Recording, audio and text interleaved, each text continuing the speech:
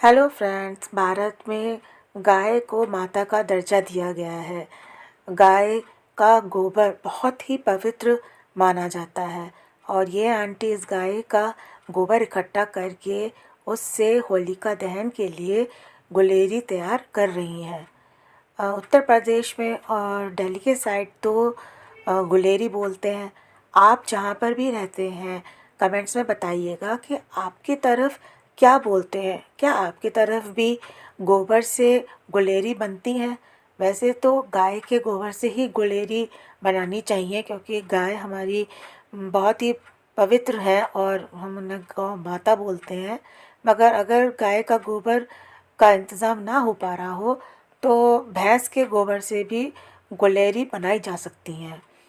और ये जैसे कि आप वीडियो में देख रहे हैं, आंटी अलग अलग डिज़ाइंस की गुलेरी बना रही हैं और थोड़ा थोड़ा गोबर लेती हैं, फिर उनसे अलग अलग शेप बना रही हैं। जैसे कि ये चंद्रमा बना रही हैं और हर एक जो भी वो शेप बना रही हैं हर एक में बीच में होल कर रही हैं। ये होल इसलिए किया जा रहा है क्योंकि बाद में जब ये गुलेरियाँ सूख जाएंगी, एकदम बिल्कुल ड्राई हो जाएंगी, धूप में सुखाते हैं इन्हें, तो क्या है कि होलिका दहन से पहले इनकी माला तैयार की जाएगी। दोस्तों, होलिका दहन यानी कि जब होली पे आग लगती है तब क्या होता है कि सब लोग जो जैसे गली के चौराहे पर या कोई जगह फिक्स करके वहाँ पे लकड़ियाँ वगैरह इकट्ठी करके लकड़ियाँ उपलब्ध हो सकें तो, नहीं तो ये कंडे और ये गुलेरी वगैरह से भी आग जलाती जाती है। वहाँ लोग माताएं और बहनें जाती हैं, पूजा भी करती हैं और जब उसमें आग लगा दी जाती है तो लोग वहाँ जा कर के वहाँ से आग लेकर के अपने घर आते हैं और उन्होंने अपने घर में भी ये गुलेरियों से एक होलिका तैयार की होती है और जो वो आग है उसी आग से वो अपने घर में भी जो उन्होंने ये गुलेरियों की होलिका तैयार की है इसमें आग लगाते हैं। तो दोस्तों, अब जो महानगर है, जो मेट्रो हैं सिटीज़ और जो बड़े बड़े शहर हैं वहाँ फ्लैट सिस्टम है। अब फ्लैट में छोटी छोटी बालकनीज़ होती हैं और सभी बालकनी में धूप आए ये भी कोई ज़रूरी नहीं है। और इसके अलावा जैसे दिल्ली वगैरह में और जितनी भी मेट्रो सिटीज़ हैं वहाँ तो दूध भी अमूल, मदर डेयरी इनका पैकेट वाला ही आता है और जो डेयरीज़ हैं वो तो बहुत दूर हैं, वो तो गांव से ही दूध कलेक्ट करके और सप्लाई किया जाता है। तो गोबर की उपलब्ध भी नहीं हो पाता आसानी से। तो गाँव में तो खैर घर घर में गाय भैंस होती हैं और गाँव में ज़मीन भी खूब अच्छी खासी होती है, छतें होती हैं मकानों की, धूप भी खूब आती है।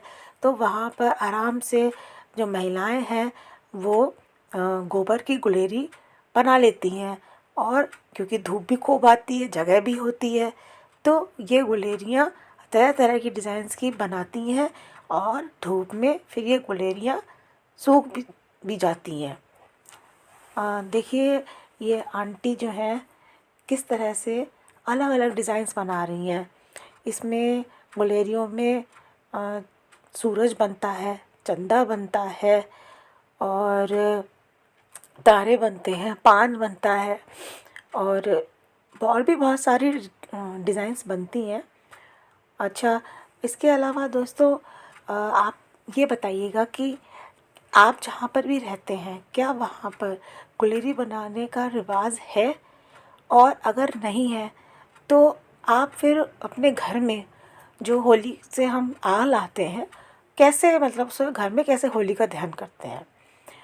और क्या है कि दोस्तों ये जो आंटी हैं क्योंकि ये गाय पालती हैं तो ये क्या है ना कि जो गुलेरी बनाती हैं तो ये इतनी सारी बना लेती हैं कि ये उन गुलेरियों की जो सूखने के बाद माला बनती है उन्हें बेचती भी हैं।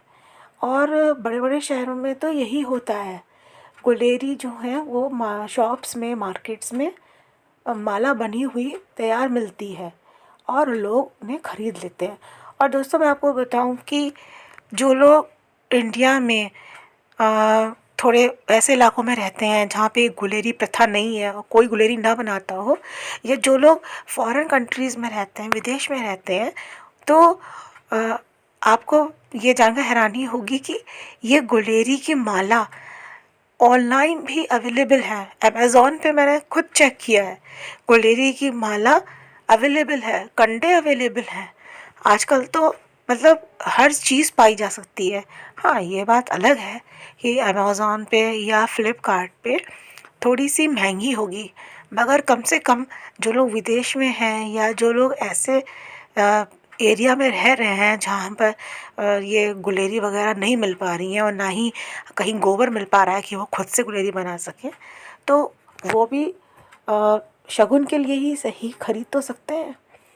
अब ये आंटी जो हैं ये बड़ी मेहनत से अलग अलग डिज़ाइंस की गुलेरी बना रही हैं, फिर इनको सुखाएंगी और सुखाने के बाद इनकी माला तैयार करेंगी, और ये मालाएं जो है ये कस्टमर्स को बेचेंगी भी।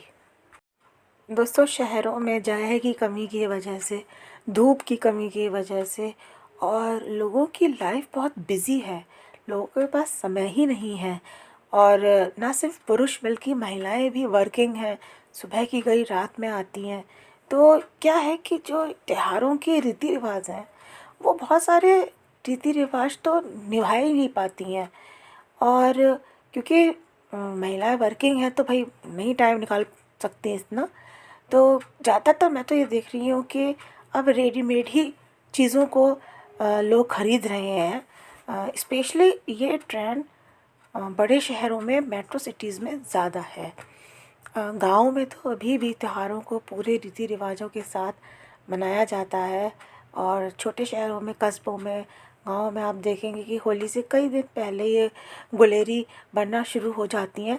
लगभग 15 दिन पहले से गुलेरी बनना शुरू होती हैं, कोई शुभ दिन देख करके, और उसके बाद में भी आप कभी भी, मतलब होली तक कभी भी बना सकते हैं, मगर ये है कि थोड़ा सा इन्हें सूखने में टाइम लगता है, तो उस हिसाब से।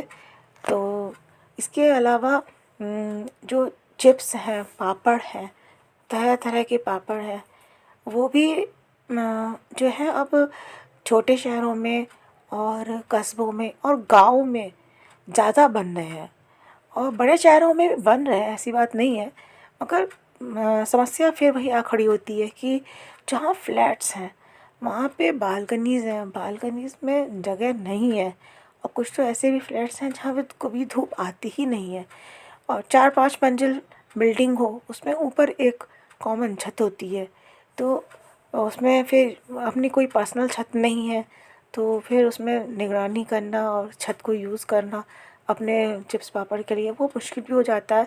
और इसके अलावा भी जब महिलाओं के पास समय ही नहीं है, जब वो घर में ही नहीं रह रही, जब वो सुबह की गई रात को आ रही हैं, तो फिर ये चिप्स पापड़ और ये चावल की कुलेहरी और ये सब चीज़ें बनाने के लिए वो कहाँ से समय निकालें, ये भी एक बहुत बड़ा फैक्टर है। मगर मार्केट में सब कुछ अवेलेबल है, भाई नहीं बना सकते तो फिर रेडीमेड लो। और अभी मैंने देखा कि मार्केट में होली के सारे आइटम्स आ गए हैं, चाहे वो कलर हों, चाहे वो बच्चों के लिए डिफरेंट मास्क हों, भूत के, चुड़ैल के, जोकर के, और नकली बाल, कलरफुल नकली बाल, चूटी, ये सब मिल रहे हैं। इसके अलावा गुलेरी मिल रही हैं, और चिप्स पापड़ तो मिलने शुरू हो ही गए हैं, और बहुत सारे लोग रेडीमेड चिप्स पापड़ ही ले कर के उन्हें होली पर अपना फ्राई करके और अपना खाते हैं। नहीं बना पाते तो फिर रेडीमेड ही ले लेते हैं। तो ऐसे ही है। इसके अलावा आप देखिए दोस्तों, आंटी ने लगभग सारे गोबर से ही अलग अलग तरह की डिज़ाइंस बना ली हैं। आंटी जो है चंदा, सूरज और भी डिज़ाइंस बना चुकी हैं। वैसे और भी डिज़ाइंस बनती हैं, मगर आंटी के पास इस वक्त जितना गोबर था उन्होंने उसी में से कुछ डिज़ाइंस बनाई। तो मतलब ये एक ट्रेडिशन है जो कि मैं दिखाना चाहती थी होली पर। और अगर आपकी तरफ भी गुलेरी बनती है तो आप बताइएगा, और आप गुलेरी को क्या बोलते हैं ये भी बताइएगा।